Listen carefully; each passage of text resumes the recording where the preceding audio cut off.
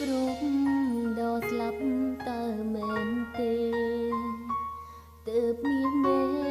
ព្រមជឿសំដីអូនយកពាក្យគេដឹងតស្នេហ៍ស្មងឲ្យសូមបងខំអូនថាត្រូវតែឆ្លើយបងជឿគេក៏មិនព្រមជឿអូនបែងដងស្ងួនត្រូវគេយកបានហើយគេទុនភ្លន់មិនរឹងរូសដោយអូនឡើយបងធ្វើឲ្យអូនចង់ចាញ់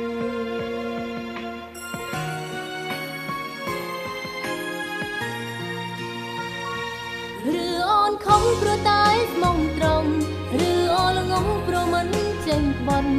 ពីបំផុតបែកត្រូវគេចោតប្រកាន់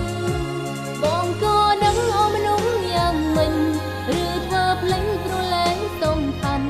អំស្រឡាញ់អូនធ្វើអីក៏បងទឹងភ្នែកហើយផលអីត្រូវក៏ហងមកឆ្លើយប្រាំផងព្រោះអូនមនុស្សងងពីស្មងត្រង់ឲ្យទៅមកស្ទង់ដោយទឹកភ្នែក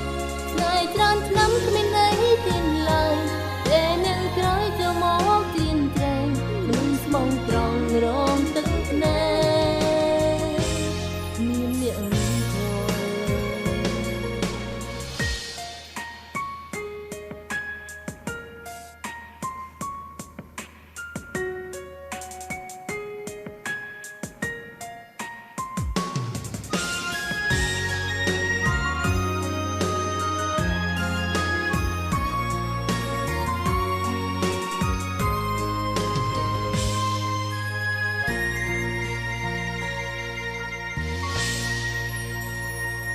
បងជឿគេ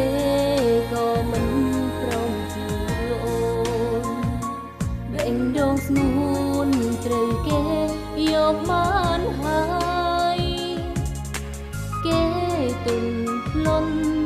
មិនរឹងរូសដោយអូនឡើយបងធ្វើឲ្យអូនចង់ចាញ់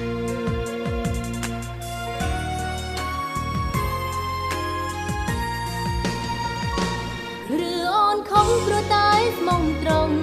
ឬអូនល្ងងព្រោះមិនចេញក្បត់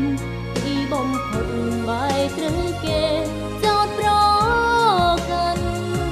បងក៏ដឹងអូនមនុស្សយ៉ាងមិញឬធ្វើភ្លេងព្រោះលែងសំខាន់អំស្រឡាញ់អូនធ្វើអីក៏បងទឹងភ្នែក